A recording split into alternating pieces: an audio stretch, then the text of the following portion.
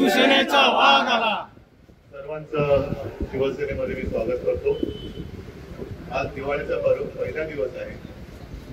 दिवाळीच्या शुभेच्छा देताना मोबाईल खाली करा। मला मराठवाड्यातला आणि महाराष्ट्रातला आपत्तीग्रस्त शेतकरी सुद्धा दिसतोय।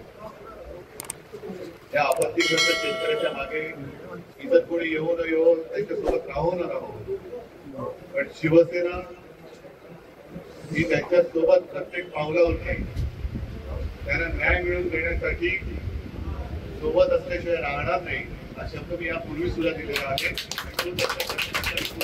मोबाईल मी गेल्या 8 दिवसापूर्वी येऊन गेलो, त्याच्याही आधी आलो होतो आणि तिथून निघताना मी मराठवाड्यातल्या शेतकऱ्याला शब्द दिलेला आहे की जोपर्यंत कर्जमुक्ती होत नाही तोपर्यंत या सरकारला आपण काही सोडायचं। आणि तुम्हाला कल्पना आहे, तुमच्या सगळ्यांच्या ताकदीनं मी सरकारला सांगितलं होतं, कारण सरकारची अशी फसवाफसवी सुरू आहे। ठरवून गेलेल्या जमिनीला 3-3.5 लाख रुपये पर हेक्टर तरी जाहीर जरूर केले। मी म्हटलं होतं की तुम्ही 3-3.5 लाख पाहिजे तर दिवाळीनंतर द्या, पण पहिले त्यातले 1 लाख हा दिवाळीपूर्वी माझ्या शेतकऱ्याच्या खात्यामध्ये टाका। त्याच्यानंतर कर्जाचं पुनर्गठन नाही, कर्ज पूर्ण माफ करा ही आपली मागणी। आता कालच मी एका वृत्तपत्रात पाहिलं, आता एकेकाच्या पॅकेजच्या चिंतड्या उडायला लागलेल्या आहेत। 3-3.5 लाखापैकी जवळपास इतकी म्हणतात तर जेमतेम काही पैसा हातामध्ये येत आहे। मोबाईल खाली करे मित्रा। नुकसान भरपाई नाही तर मोलमजुरी असं आहे। त्याच्यासाठी आज शेतकरी हवालदिल झाले।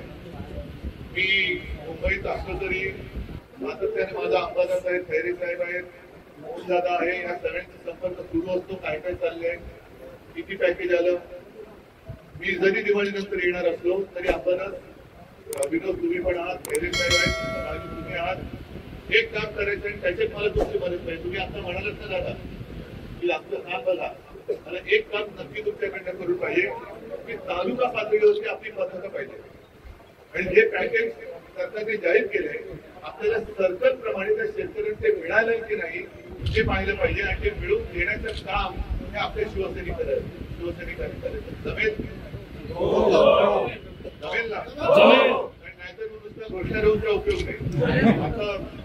आता मला म्हणजे कळेच ना काय या दादाने घोषणा दिली, शेतकऱ्याचा अंदाज मी नाही आणणार, शेतकरी अंदाज असतील, पण मी शेतकऱ्याचा सोबती नक्की आहे आणि त्या सोबतीला आणि त्या विश्वासाला मी कधी तडा जाऊ देणार नाही। तुमचा आज तुम्ही सगळेजण आला, तुमचं सगळ्यांचं स्वागत।